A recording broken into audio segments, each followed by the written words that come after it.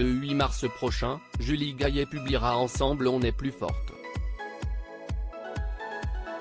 Ce premier livre coécrit avec Mathieu Busson proposera le portrait de 6 femmes et d'un homme engagés au quotidien pour l'égalité homme-femme dans les sphères du médical, du juridique, du social et même de la politique.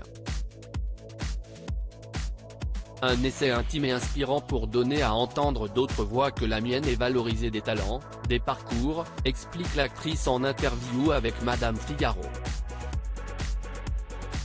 Quand j'étais jeune, le féminisme était un gros mot, tellement caricaturé, note-t-elle avant de s'agacer de voir la société distribuer les bons et les mauvais points, en oubliant parfois qu'il s'agit d'une pensée nécessaire. Le militantisme a-t-il porté ses fruits dans le monde du cinéma?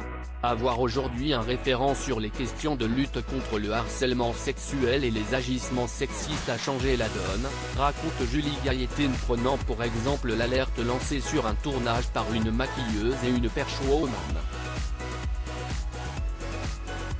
Il y a peu, elle n'aurait rien dit et aurait vécu un cauchemar, voire aurait renoncé à ce tournage, se félicite la compagne de François Hollande dont les 2 fils, Tadeo et Ézéchiel, doivent à leur tour se confronter à la question de la masculinité toxique.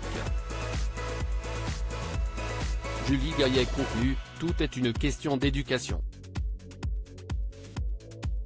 Cette femme qui a inspiré le militantisme de Julie Gaillet, mon engagement, comme celui des femmes et de l'homme que je raconte, est celui de l'égalité, d'une vigilance accrue et d'actions concrètes, insiste Julie Gaillet. Un militantisme dont elle a hérité de sa mère, son modèle absolu.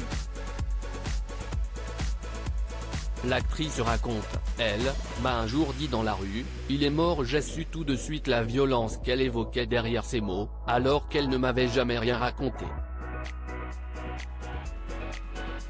Une phrase laconique qui la marquerait autant que son arrière-grand-mère, Thérèse Gaillet, l'une des 3 premières femmes françaises diplômées de médecine.